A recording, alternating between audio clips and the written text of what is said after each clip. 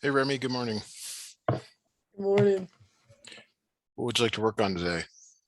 I sent pictures to my mom. I think she sent them to you. Okay. You're getting an award this morning for getting up early for math. It's commendable. I woke up early anyway, so Oh, yeah. that's good. All right. Well, I'm just checking here. Yeah, I do see your mom sent some stuff over. Uh, all right. So you must have an exam coming up or something like that this week. Yeah. All right.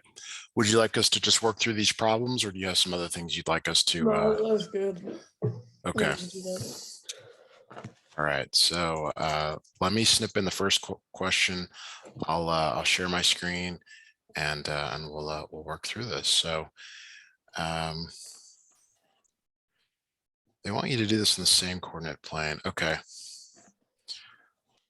We'll do the graphing part last, but we can work through this first part. So Okay. all right, let me share my screen and we'll get started here. All right, so it says to graph both lines, if you're seeing my screen, on the same coordinate plane. Y equals 3/5 x, okay? And to do that, you really want to find the slope and the y-intercept. That's what they're telling you here. This first one has +0 that isn't written. The slope is the number in front of x. So 3/5. Yes, 3/5. And the y-intercept is the other number. Just y What's plus the 0. it's just 0. Yeah, Okay. 0. Yeah. Okay. So same thing over here. The slope is the number in front of x. What's the number in front of x?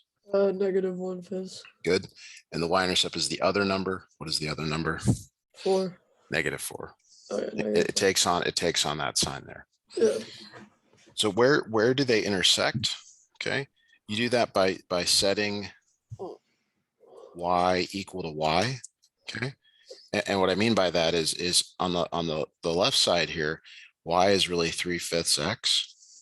And on the right, it's -1/5 x -4. So in other words, you set equations equal. Okay. Hopefully you saw that in class. Yeah. So let's do that. Let's solve this equation. You want to get the x's on the same side. So you're going to add 1/5 x to both sides of the equation. So on the left, it's 3/5 x plus 1/5 x equals -4. Since the bottoms are the same, you can just add the numerators. So just 4. 4/5 x. Yep. And then equals -4. Yeah. Now we've done this type of problem before. You want to get rid of this 4/5, and you do that by multiplying by the reciprocal. Yeah.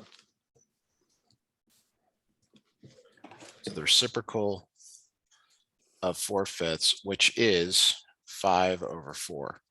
So you multiply both sides by 5/4. All right. Does that look familiar? Yeah, it is. Okay. So on the left, like it becomes 20/20x, which 20/20 is 1, and that's the idea. Like it has to cancel. So you have x equals, and then on the right here, this -4 is like -4/1. So it's -4 times 5, -20 over 1 times 4, which is 4, and that becomes -5. Okay.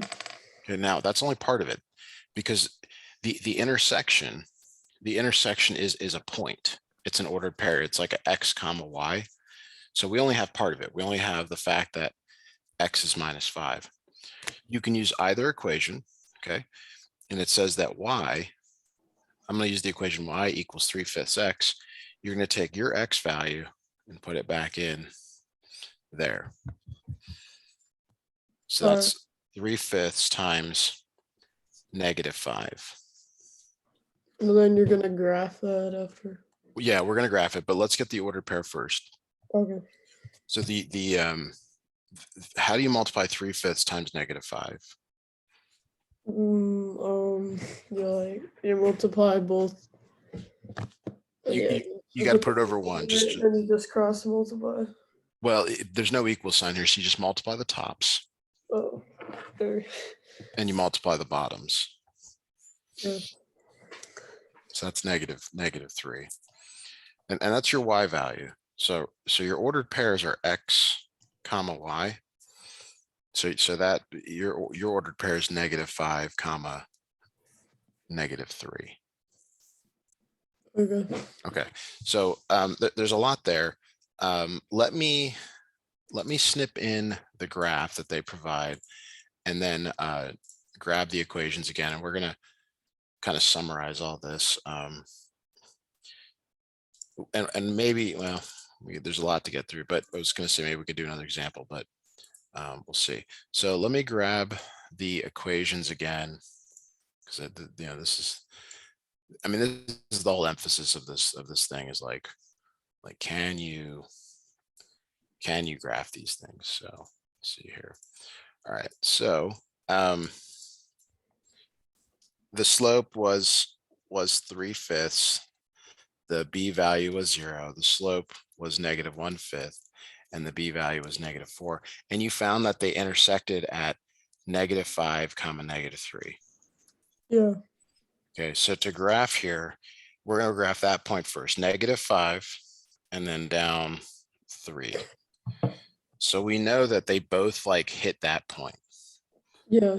Okay, Okay. so the way you graph these things is you start at the y-intercept. So let's do that for this first one. So the y-intercept is 0. So you start there at 0 and you use the slope. The second thing you do is you use the slope to go, up/down, then right. So do you see how the slope is 3/5 for this first one? Yeah. You're going to go up 3 because it's positive, and then you always go right. So you go right 5, and you plot that point there. Okay. I see. Okay, so that's your first line. That's y equals 3/5 x. Okay. Yeah. For the second one, for number 2, you do the same thing. Okay, you start at the b value. What's the b value? 4, -4. Or the y-intercept right down there, -4. Okay, and the slope here is -1/5. Okay, that means you're going to go down 1, and you always go right. So you always go right, and this time you're going right 5. Okay, now it has to go through this point as well. So do you see how that is? Does it second. always have to go through 3 points? No, 2 is the right number, but because that was the intersection point, it has to go through there as well. All right.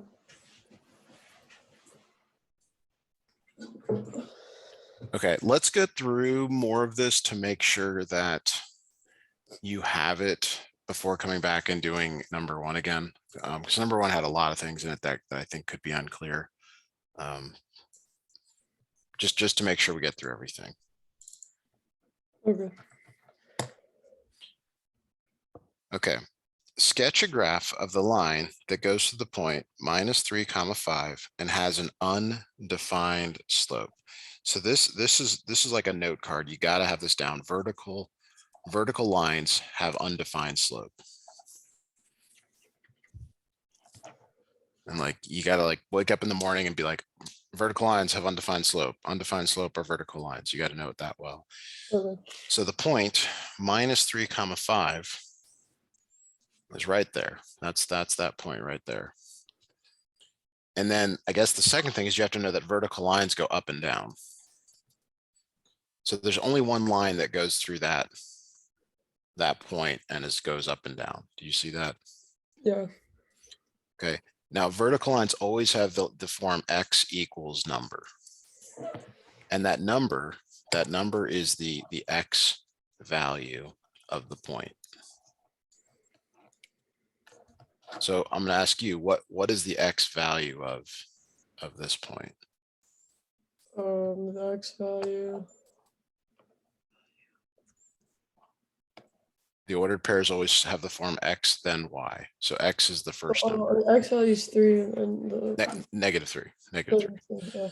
Yeah. So X equals -3. That's your equation. I was overthinking that. That's what I was thinking at first, but I thought it was like something different. Sure. Yeah. This is not no overthinking here needed. So X-intercept is where it crosses. This is where it crosses the X axis. Now, graphically, can you see where it crosses the X axis? Yeah. What is that point right there? -3. Comma. What's the Y value there? 5. 5's up here. Where is it down here? Or where is it down? Oh, Right here. wait, what? What's the Y value there? How much up or down are you going? -3 is down here. -5. Okay, so let's 0, 0. So 0 is right here. Okay. Does that make, like if I plot -3, 5 up here, -3 comma 0 is here. What is the same about these 2 points? They're both 3. At -3, X is both -3. And that's why it's the equation X equals -3. In other words, X is always -3. X is always -3 is the way to kind of interpret that. Okay. Y-intercept is where it crosses the Y-axis. Here is the I thought the Y-intercept would be the like 5 because X intercept was -3. well, that's just a point. It's a point. It's a point in space. Okay. This is the Y-axis here. Okay. Does this line ever cross the Y-axis? No. No. It's like two streets that are parallel. It's like Speedway and Broadway. They never intersect. So this has none. The slope, they actually kind of tell you up here, the slope is, what's the adjective? Unidentified. Undefined, yeah. Undefined, okay. Okay, so the domain is the set of X values. In other words, it's like what X values does this thing take on? But I told you up here, X is always -3. So what is the only X value that this thing takes on? What is it? Yeah, what is X always going to be? -3. -3. So it's the set X equals -3. And I don't know how, some instructors are really adamant that use curly braces. I don't, it's up to you. The range is the Y values. So like we see here, okay, Y could be 5, Y could be 0, Y could be -6. Is there any restriction on Y? Like how far up and how far down does Y go? Y goes 3 down or 5. Well, how far up does this line go? Oh, to like 8? No, it goes to infinity, right? That's right. And how far down does it go? Infinity too. Infinity. So when it goes up to infinity, down to infinity, or down to infinity, up to infinity, it's all real numbers. I don't know how you guys are doing that, but it's, sometimes it's like X is an element of the real numbers. Yeah. Now if you got all this down and you understood this is great. The problem though is that the instructor could actually give you one that's really, really similar, but it changes all this. It says X has a 0 slope, and that's a horizontal line. And I don't think you've got one on here, but we definitely would come back and do that if you've got. Let me check and see if the back has that. Actually, let's do that. No, let's keep going. Okay. All right. And stop me if you have questions. If anything is unclear, try to clarify it. Now we'll send you actually the notes like within a few minutes of the lesson ending so that you got them to look at. All right. And that, that might help as well. Okay. A streaming service charges an activation fee as well as a regular charge per month. That actually isn't true at all. It's usually free for the first month. The table below shows the cost of the service after a given number of months. And they want you to find the rate of change. So the rate of change is the slope. That's another one of those like note cards, flashcards. Like you got to be like, okay, rate of change, slope, rate of change. If someone asks you for the slope, they're asking for the rate of change. Okay. What is the formula for slope? Do you remember that? The form for slope. Formula. Yeah. How do you find slope? You find it from the y and x axis. Yes. So you got this y2 minus y1, x2 minus x1. This is another like note card thing. You got to like know that really well. Now your instructor's been pretty kind. They're giving you x, they're giving you y. Okay. So like just use the first two ordered pairs, 235 and 455. Okay. What is y2 and what is y1 in this scenario here that we just talked about? Y1 is 2, y1 is 2, right? Well, the instructor's telling you what x is. Here's x, here's y. Oh, so 35 and 55. Yes. So which number comes first, y1 or y2? 35 is the first. Right. 35 is y1, but in this formula, what comes first? Oh, Y2 or y? Right. So it's 55 minus 35 over 4 minus 2.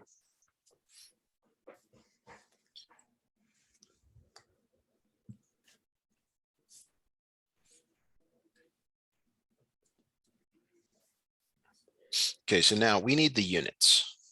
Okay, and the units are the y value units, which is dollars over months. So this is the y units, and this is the x units. Do you know what the instructor expects when they ask for interpret? Not really. They want a sentence. I was gone because my family had COVID. Okay. I had to quarantine, so this is kind of new to me.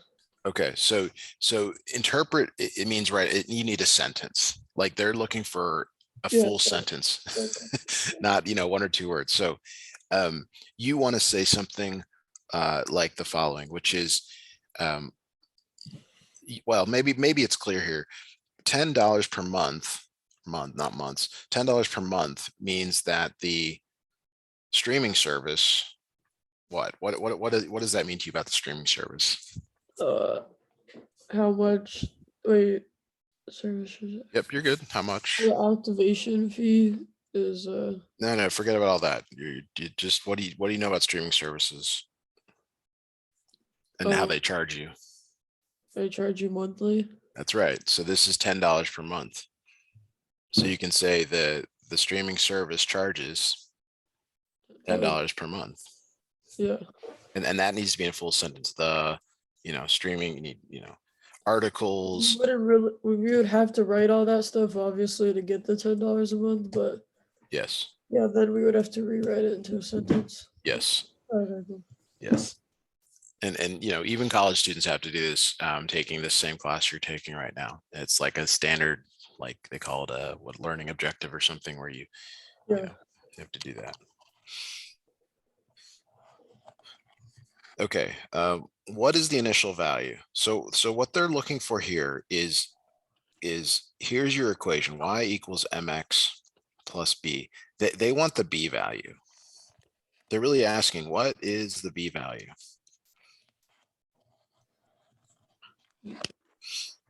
And the b value you get from knowing the slope. What is the slope again? The slope is the x and y value. Nope. What is the slope? The y value. Right. Are you looking at my screen here? I'm trying to like tell you. Oh, the y2 and y1. Yes, it's the rate of change. What is the rate of change? 10, like how 10. you get $10 a month.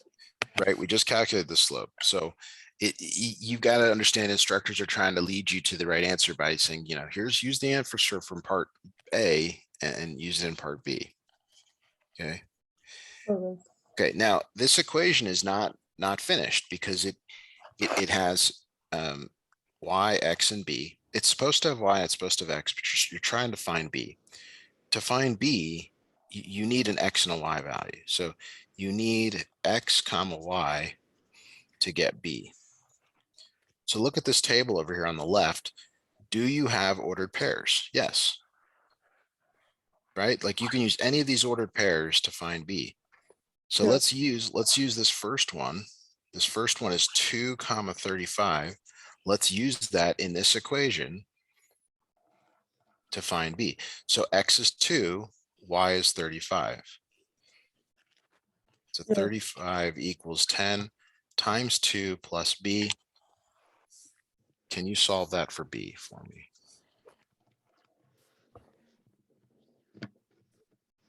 You want me to solve it for B? Yeah, it's a short one, not too much going on there.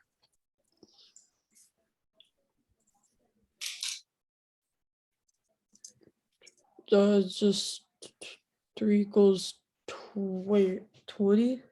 No, Okay, what's 10 times 2? 20. 20. So I got I don't know if I remember. 35 equals 20 plus b. Yeah. So what does b have to be, or how do you undo plus 20? You subtract 20. That's right. So b equals 50. 15. Oh, Okay. I don't know. I don't remember the subtracting part. Oh my gosh. Okay. So we got y equals 10x plus 20. That's your equation. And that's actually what's asking for in part B, believe it or not, or part C, sorry, part C. So we got that, but let's go back to part B. What is the initial value? The initial value is B. What is the B value? The B value is 20. 20. Okay. So the B value is 20. Okay. So the answer to part B is 20. And let's interpret it in context. Okay. And that is kind of where we have to go back to either the table or to this prompt. The activation fee, it represents the B value.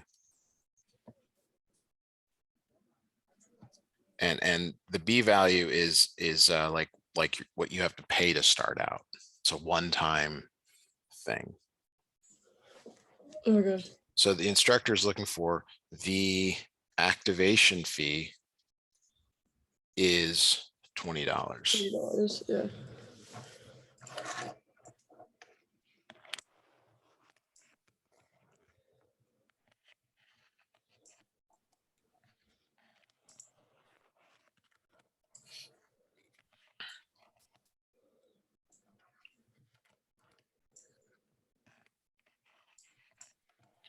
Okay, so it looks like we're going to be able to do more examples of 1, 2, and 3 because the backside of this paper will go fairly quickly.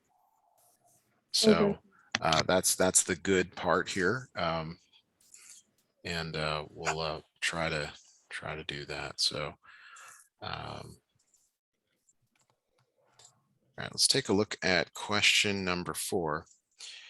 Does the graph represent a function? So when you're given a graph, you want to apply the vertical line test.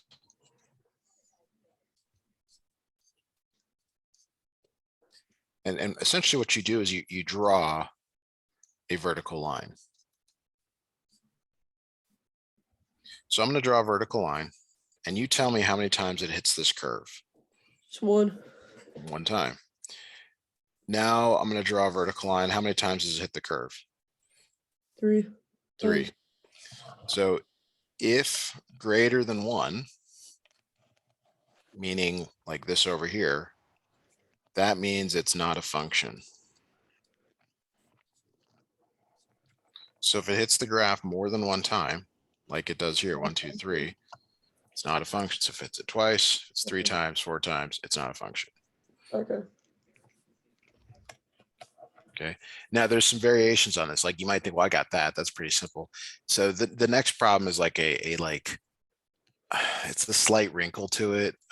There's several. So I mean, I guess I can give you a few more because we do have time here.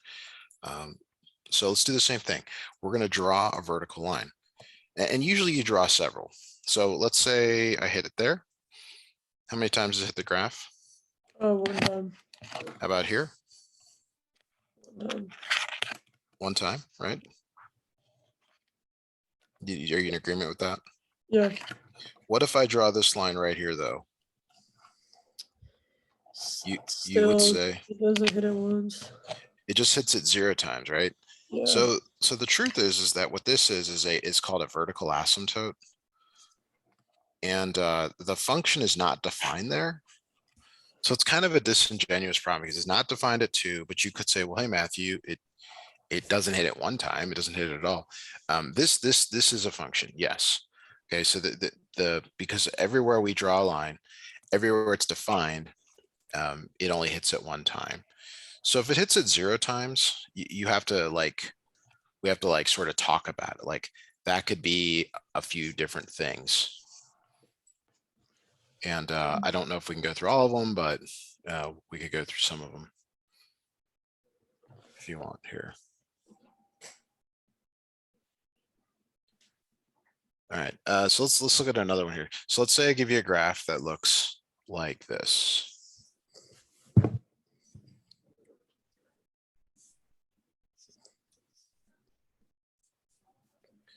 Okay, so if you draw a vertical line, I'm going to change colors here. It's gonna hit it every time, 2 times. It's once.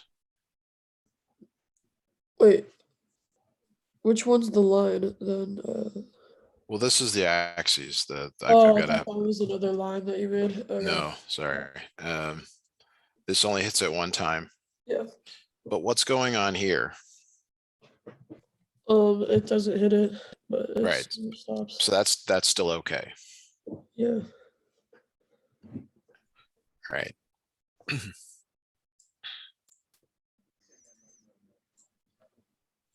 So okay, so maybe I'm not being clear with what you're actually supposed to do. The explain your reasoning, all you have to say whether it passes or fails the vertical line test. But you definitely want to draw these lines. Okay. And maybe like label like, oh, it hit once, it hit once, it hit once, it hit 3 times. And then you can say it passes or fails. Like if this one, I guess I didn't write this one is no, not a function. Yeah. This No, I one, get what you're saying. I'm just being like bland about it. that's okay. I didn't do a good job of explaining it. So I wanted to clarify that in case you go back and listen to the video or want to see the notes later on today. So number 6. So tables are different than graphs. There's a different line of questioning that you go through. The first thing you do is you look for duplicates in the X column. 0, 1, 6, -2. Are there any duplicates? There is one duplicate. So a duplicate would be a repeated value. Oh. Are there any repeated values? 2 zeros. What's that? I was just thinking of the 2 zeros. Yeah, but you're not looking at the Y, you're just looking at the X, just the X column. Oh, then there's, no. So this is, yes, this is a function. So that's probably not good enough for your instructor, but that's how you do this. Okay. The correct wording is for every X, there is only there. I'm sorry, there is a unique Y.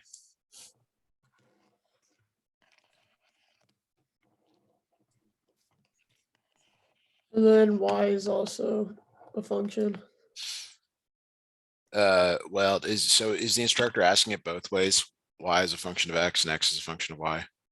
No, that's wait. Usually it's just y as a function of x. Oh, okay. But that actually, so the U of A college algebra asks it both ways. See. It's actually a good question. Okay, so you'll see what I mean here in number 6 or number 7, because I'll ask you the same question because that's really the only way to do it.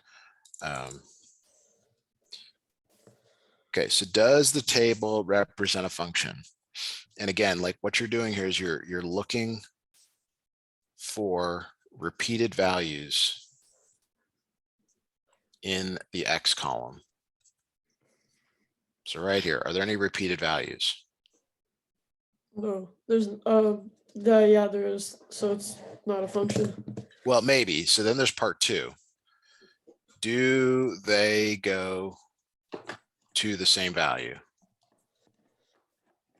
Yes, they do. Doesn't -3 go to 5? Oh yeah, never And then mind. -3 goes to -4? So this is not a function. Yeah.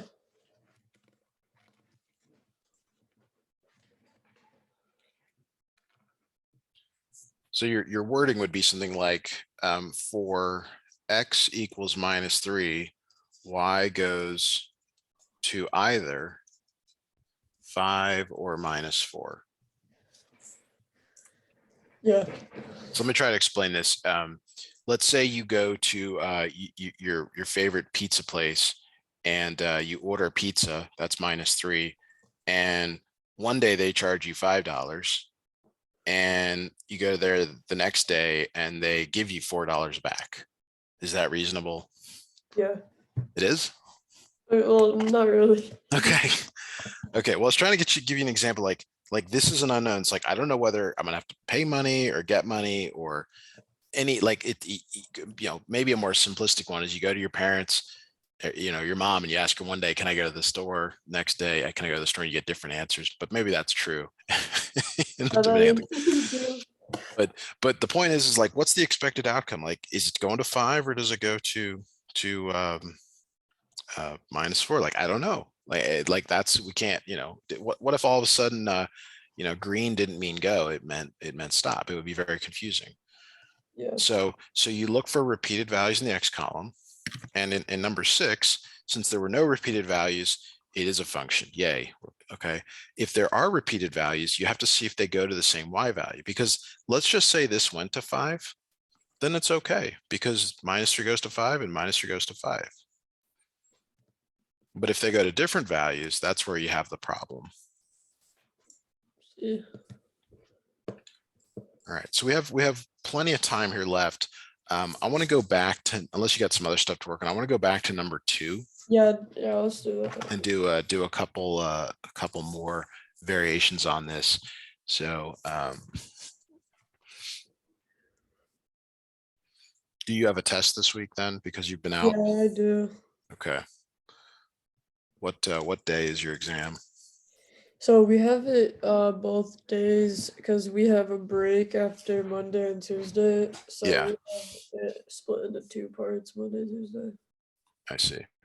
Okay. So let's say it goes to the point 2, -5.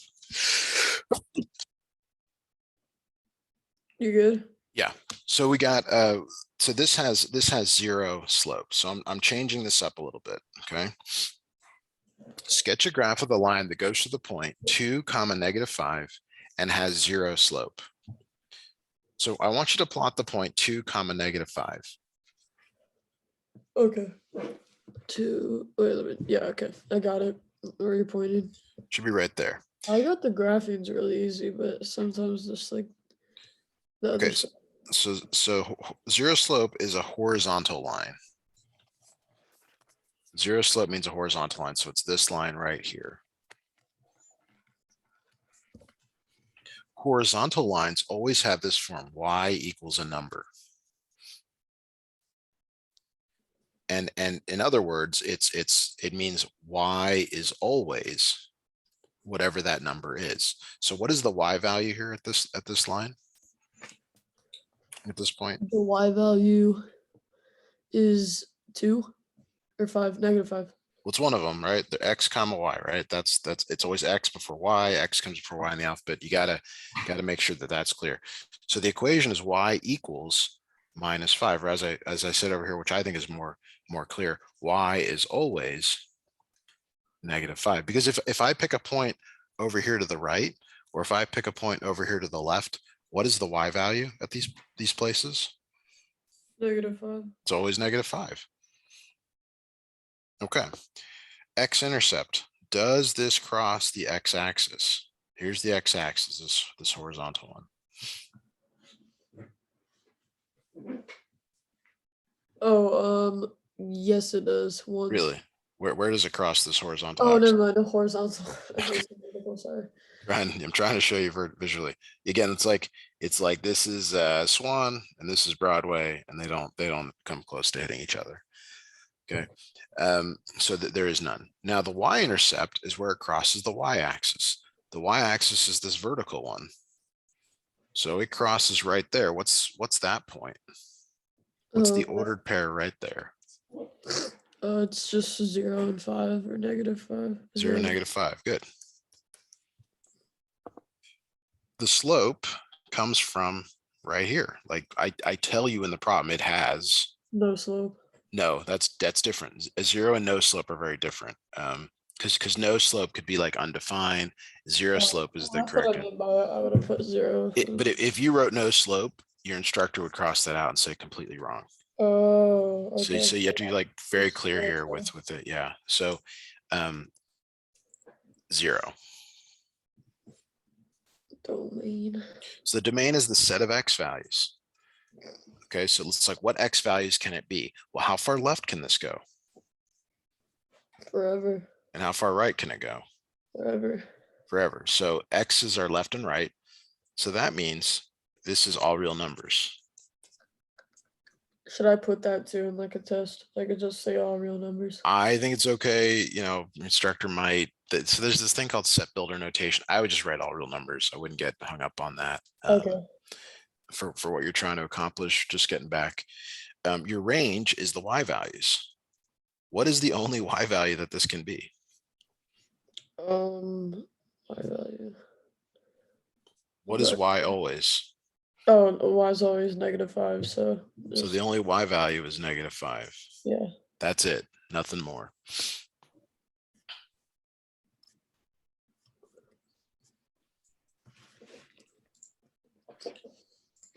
So if you look at this example that we just did, and you were to compare it to the example up here, that's the original one. Like the same thing, but just different numbers. Kind of switched, yeah. And like you want to be comfortable with both. Now, my guess is you'll get this one on the exam because that's the one their review is on.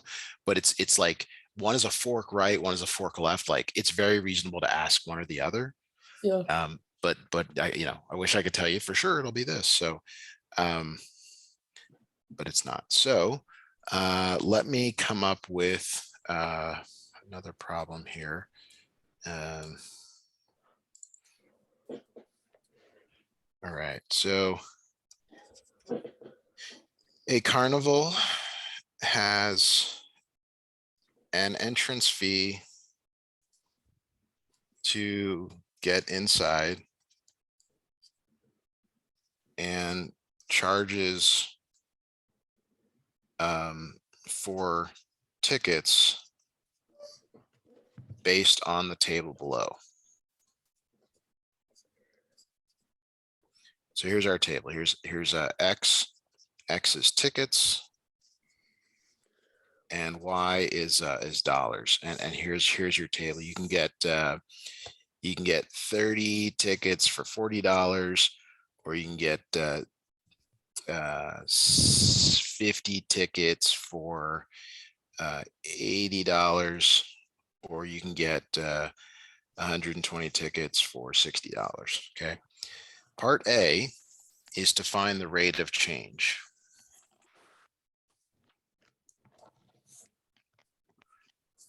And if you need to, you can look back in your notes, but this is like question number 3. What is the rate of change? The rate of change, there is none for x. Go back to your notes, or I'm going to scroll up to it as You well. scroll up, yeah.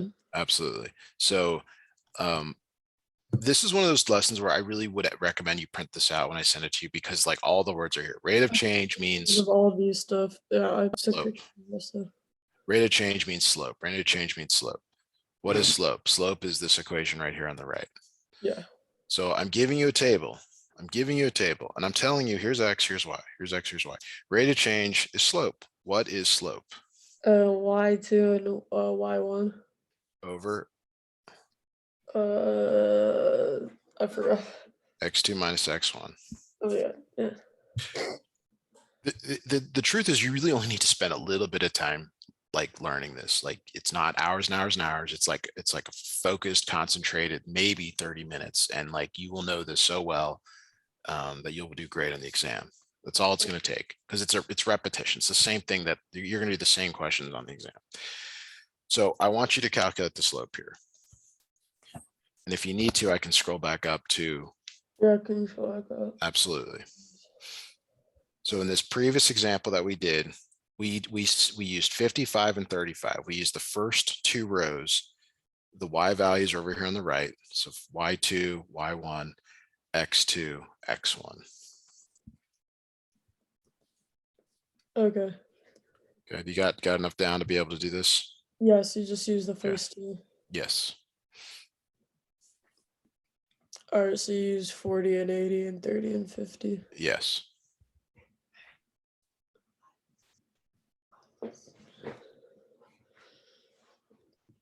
And then you will. Oh my gosh, I keep forgetting this stuff. And then you subtract, so 40 over 20.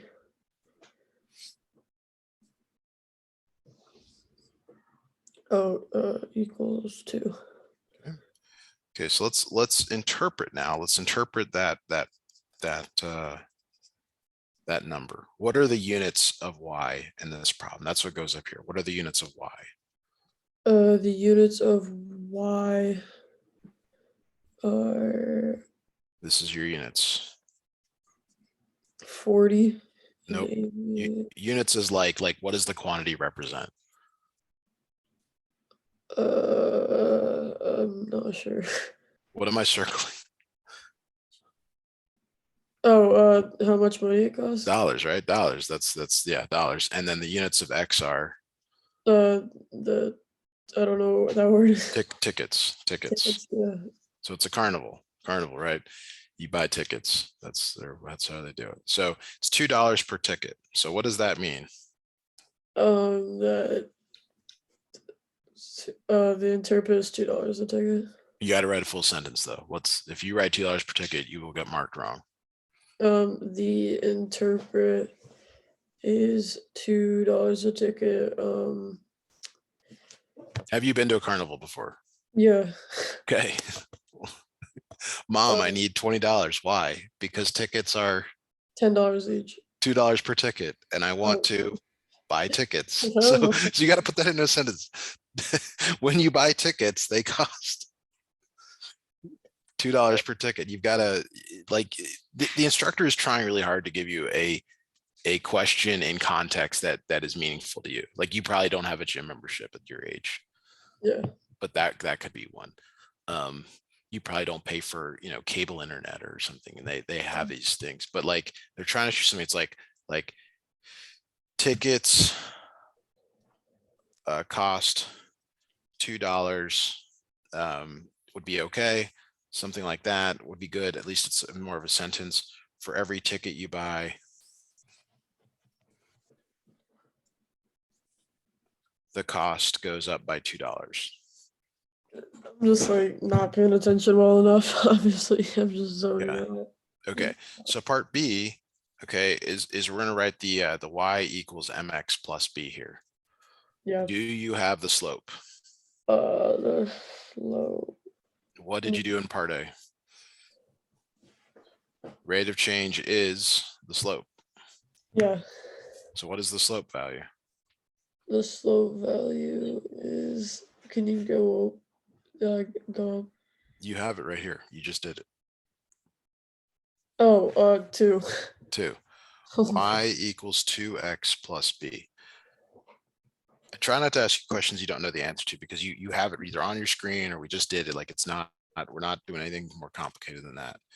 Okay, so to find b, you need an x and a y. So we're going to go back to the table and we'll use like this first order pair here. Yeah. So 40 equals 2 times 30 plus b.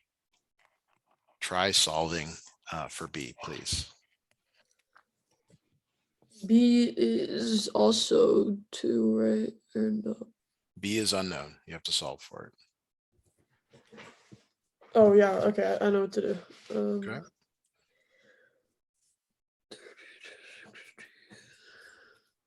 You subtract 60 with the Right. So b equals minus 20.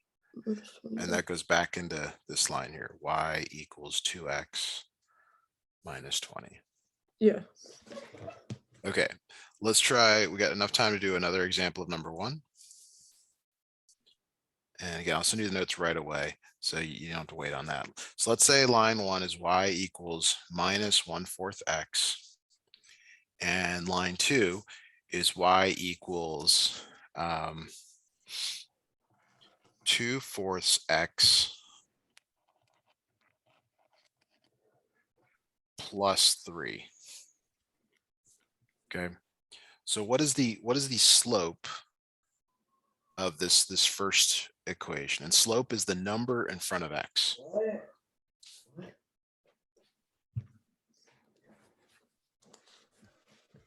Wait, oh sorry, my friend's over and he's like he's like talking. Sure. What is the number in front of x? Oh, the number in front of x is 3. Which equation are you looking at? The second one. Oh, 0 is the first one. What is the number in front of x? Here's x. Oh my god. Oh, it's negative 1/4. Okay, and b is the other number. What is the other number here that's not written, that adds nothing to it? It contributes nothing. 0. 0. How about the one on the right here now? What is the slope on the one on the right? The slope on the one on the right's 2/4. 2/4. What is the b value? 3. 3. Very good. So now if we care about where they intersect, which you do because that's the question they're going to ask you on the test, you set the equations equal. So negative 1/4 x equals 2/4 x plus 3. Yeah. So to solve this, we're going to subtract 2/4 x from both sides of the equation. So that's negative 1/4 x minus 2/4 x equals 3. On the left side, because the denominators are the same, you just use the numerator. So negative 1 minus 2. Yeah. And that becomes negative 3/4 x. Now here you have to multiply by the reciprocal. So what is the reciprocal of negative 3/4? 4/3. No, negative 4/3. Negative 4/3, good. So on the left, those cancel. That always is the case. On the right, it ends up being negative 12/3, which equals negative 4. So you get that, but that's not, you're not done, because the intersection is an ordered pair. So you have to go back and use like one of the equations. Use the easier one. Use the one that's only got one part of it. So y is negative 1/4 x. Negative 1/4 times negative 4 is equal to 4/4, which equals 1. So your ordered pair is x comma y, negative 4 comma 1.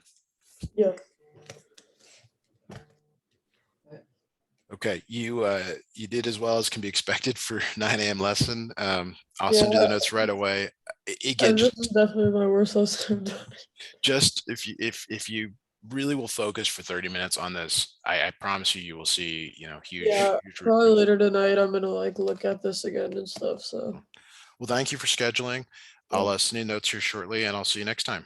Always, yeah. Thanks, Remy. Bye.